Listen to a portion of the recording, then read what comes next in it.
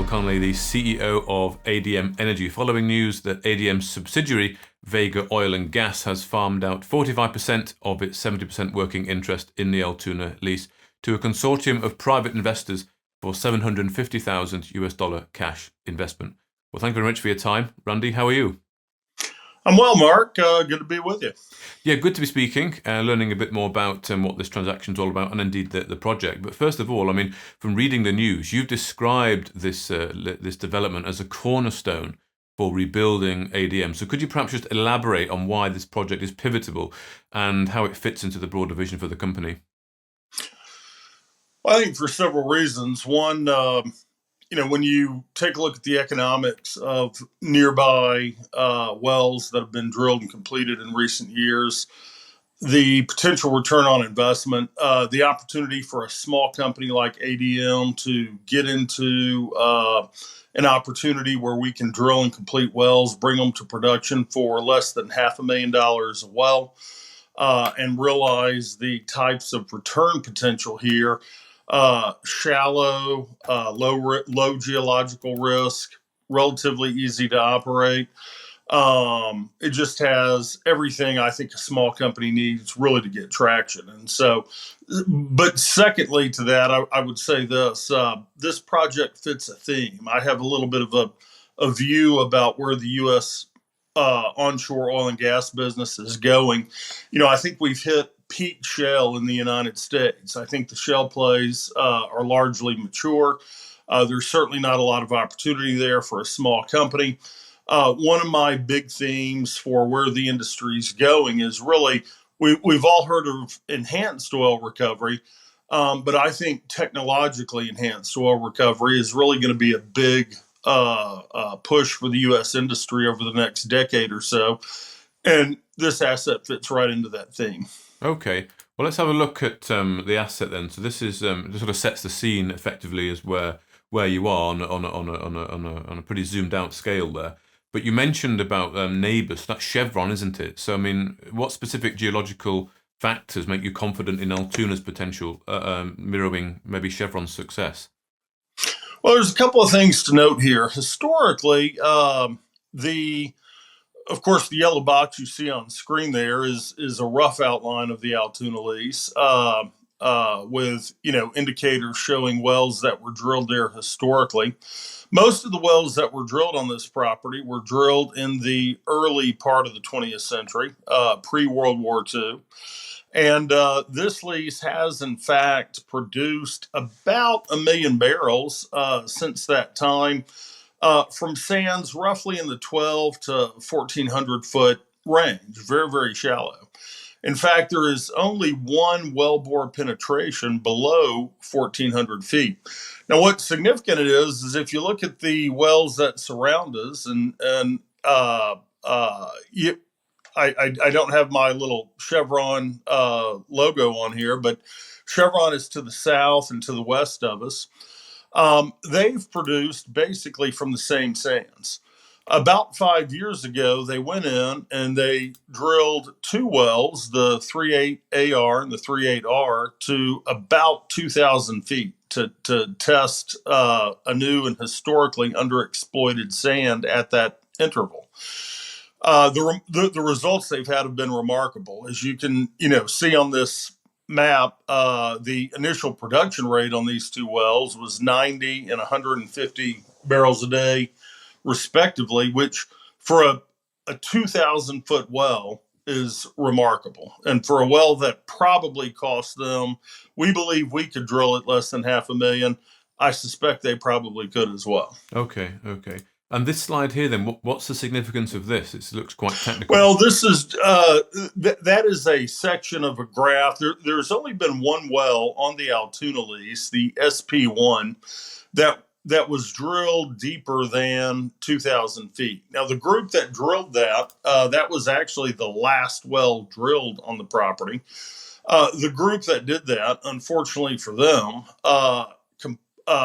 used a water-based mud in the drilling. There's a lot of iron. There's a lot of expandable clays out here. You need to use oil-based mud in your drilling procedures, and so they weren't able to complete and produce the well. But that is a section of a log that they took at a zone that we think corresponds with the two Chevron wells. And so that zone has never been tested on this property. And essentially, what this log is telling you is it's telling you you've got a tremendous amount of porosity at approximately 1,650 feet on our lease that has never been tested on our lease. And so when you combine the historically prolific nature of this lease, like I said, you've recovered more than 1 million barrels from an upper zone. The success Chevron is having, their two wells are about 250 yards from our lease line, with that really nice looking sand at approximately 16 to 1,700 feet that's never been tested. It is really just begging for somebody to come in and test it. And that's what the purpose of the deal that we announced today is all about. As a small company, we don't want to raise equity at current prices. We think our share price is way too low. So we have found domestic partners who are going to farm in for a portion of our interest in Altoona. They're going to fund 100% of the cost associated with the original 70% that ADM had the right to participate in for 45%. It'll leave us with essentially a 25% free carry in two new wells on this lease. Yeah, okay. And I mean, would you describe yourself as an oil man? I would. It's what I do. Now, my background in the business is actually on the finance side. Okay. One of the other things I like about this lease is that at ADM, we have an incredibly capable geologist and geophysicist who spent almost 30 years with Exxon. He himself, after looking at the data on this lease, and like I said, these type of people are extremely conservative, cynical even at times. But he himself stated that we should have near 100% success in finding oil on this lease. I'm interested in your experience in the US oil and gas sector and how that's perhaps shaped your approach to managing a project like Altuna. Sure. My background in the business, I actually started off, my first job after university was as a commercial lender to oil and gas companies. I would say that is really key because sort of the conservative commercial banker approach to looking at opportunities has always stuck with me. And so for that reason, we're looking. The second thing about sort of having a financial background that has always stuck with me in this business is that oil and gas really needs to be looked at like a portfolio management business.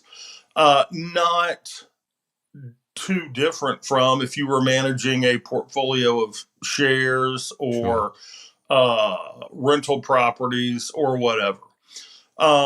Certainly having great technical capabilities, engineering and geology is absolutely essential in this industry. But at the same time, no matter how good your technical team, the fact of the matter is that you're dealing, anytime you're trying to identify an oil and gas resource, you're dealing with something that's thousands of feet below the surface.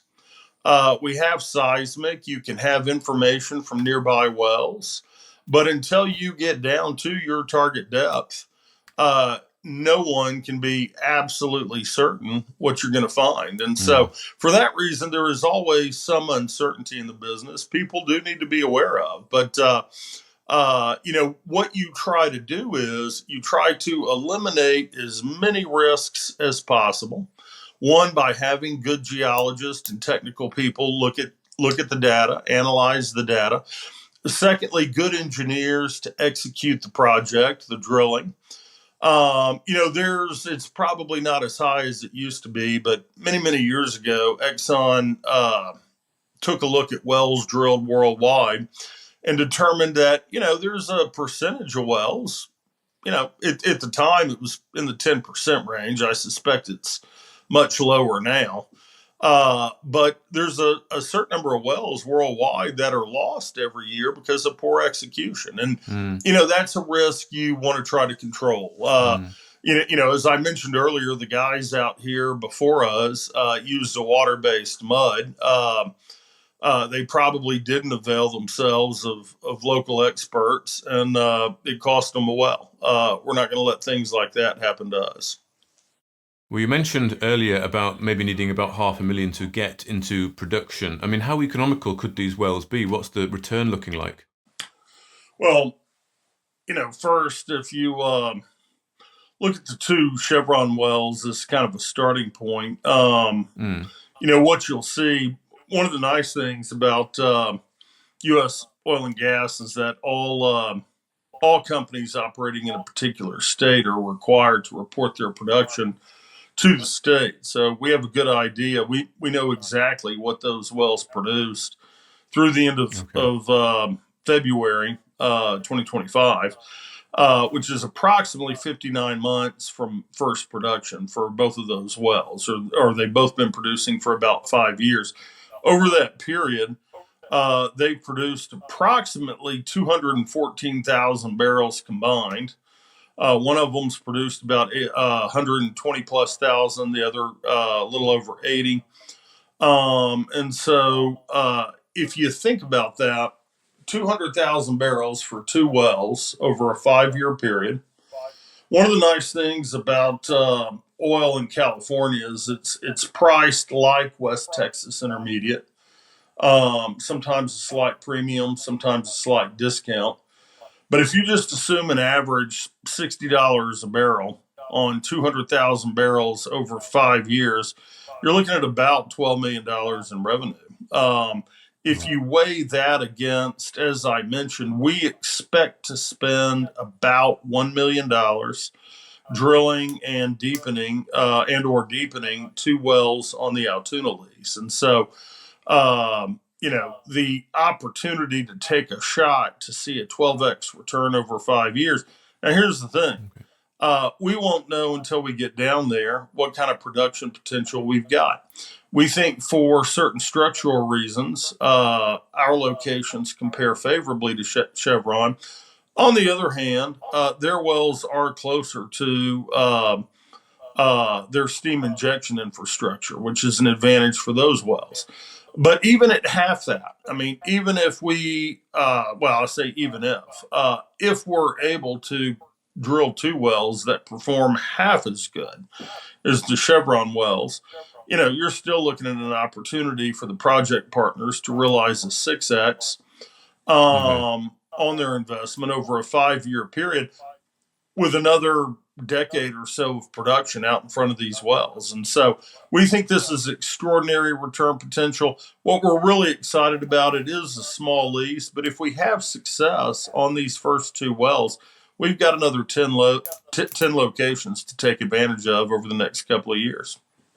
Okay. Excellent. And what are some of the key milestones needed to release that 600,000 from escrow there? And how confident are you of meeting the Q2, Q3 timeline? We okay, so we're in the process now of we've got two primary milestones we need to complete to release the balance of the funds. As mentioned in the RNS, 150,000 US dollars is available immediately.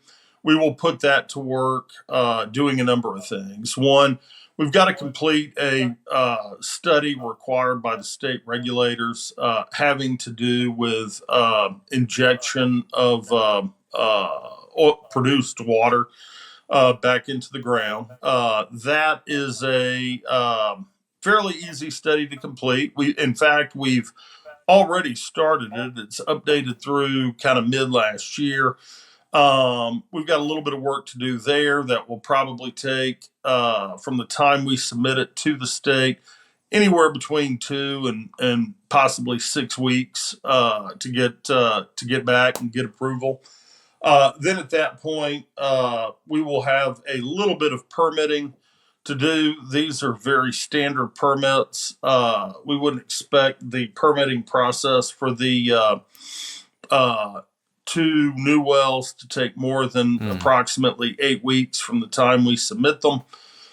In the meantime, while we're doing that, we are going to start work on the lease immediately, and or near immediately, and look to bring on some of the existing wells that are out there that we do believe are capable of contributing some incremental production. So we have a lot of work that'll be going on in parallel.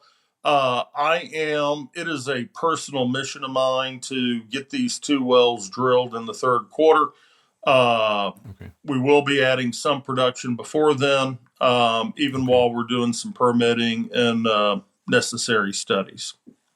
Okay, excellent. Well, it's good to see these things developing with ADM here, and this really is a pretty milestone moment. You can now hopefully progress on with getting these wells, getting this project developed. How are you going to plan to keep shareholders updated on the progress as you go through to drilling? Well, I anticipate this project will generate a number of RNSs.